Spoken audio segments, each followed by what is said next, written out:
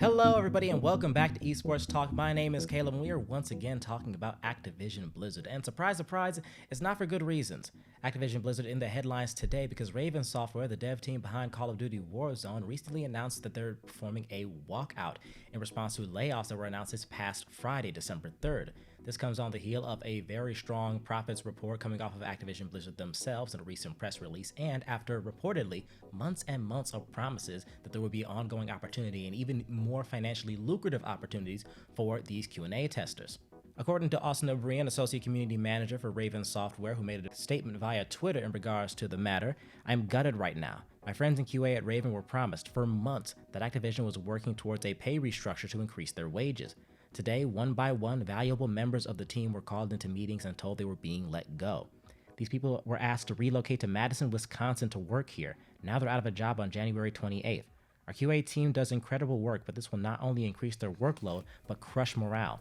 If any industry friends have open positions, please share them." Now, layoffs in the games industry are not entirely uncommon, especially in this kind of work, but the fact that this comes after promises being made that they were going to be given greater pay, that there would be more opportunities, and after relocating without financial assistance from the company itself, specifically to continue working these jobs, for them to then be let go is a particularly crushing blow.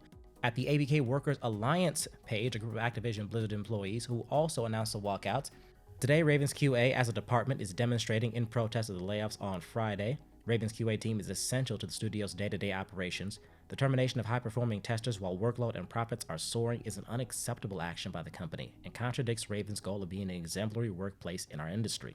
They conclude the thread with a link to a longer post going into further detail, noting that the QA team, which works primarily on Call of Duty Warzone, was reduced by just over 30% after assurances from the studio that their workload would be consistent.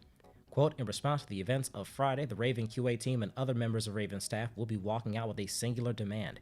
Every member of the QA team, including those terminated on Friday, must be offered full-time positions. Those participating in this demonstration do so with the continued success of the studio at the forefront of their mind. The Raven QA department is essential to the day-to-day functioning of the studio as a whole." In addition, we now do have an update as reported on by Games Radar as the protest not only goes into its second day, but has some more folks joining in, as a number of other QA teams join in solidarity alongside Ravensoft. Once again, go to Twitter to take a look at the ABK Workers Alliance, who say, quote, "Today, workers from Raven's QA are walking out for the second day in a row. They are joined by workers from QATX, QAMN, and Blizzard QA.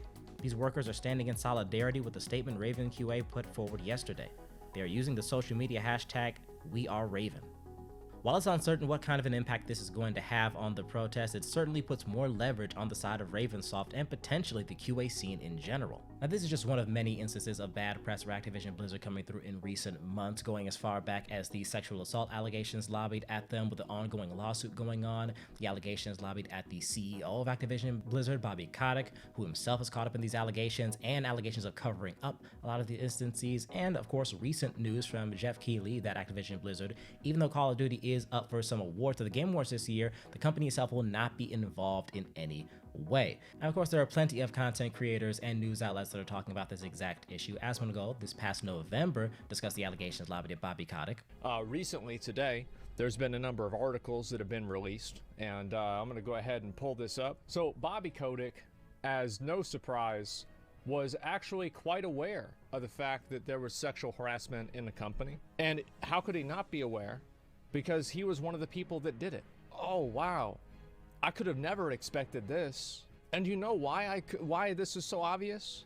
Is because, surprise, surprise, of course this happened. And of course, you can take a look just earlier at this channel in particular recently to see how many issues there have been related to cheaters and hackers in Call of Duty Warzone and Vanguard, and why now is such a bad time in particular to be in the press for unexpectedly firing a large portion of your QA team. In addition to this, here's Yong Yi, who's covering the fact that this isn't even the first walkout in recent memory. Just a few months back, here's a video in which he discusses another walkout. Among the responses that we've gotten is from J. Allen Brack, who issued a statement that essentially tried to save face and offered empty platitudes, but didn't take culpability and offered no solution.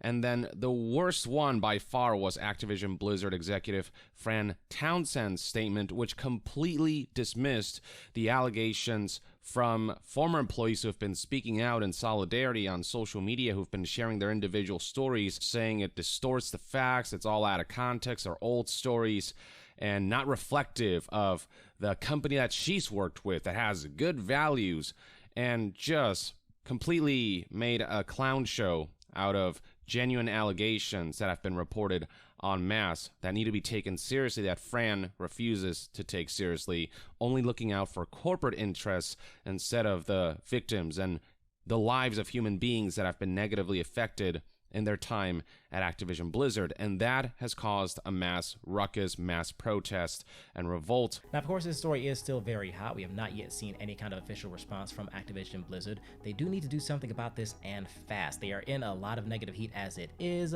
like I said, and the last thing that they need right now is even more reasons to be criticized. And some would say that the position that they're in right now, with all these various pressures on them, puts the Q&A team and Raven Software in general in a relatively advantageous position. It might be more beneficial to them in terms of having their ideals, having their goals, their demands met, that Activision Blizzard right now really potentially can't afford to have a much more damaging press, especially when it comes to some of their primary cash cows, Call of Duty Vanguard and Warzone. But of course, it's all speculation at this point, and until we hear more, we won't know what the company's official stance will be and how they're going to choose to move forward with this. But for the time being, what do you folks think? Leave some comments down below if you think Raven Software is likely to have their demands met, if you think that there's likely to be change, or if you think that some of the situation is a little bit more complex and might push things into an unexpected position. One way or another, we would love to hear from you, and of course, the story is still being very early. I can imagine there will be a lot of developments very, very soon, so you're absolutely going to want to stick around and keep your eyes out for the next time we have more to talk about. But for the time being, my name is Caleb. That's all we have for right now. Just stick around. We'll be back shortly.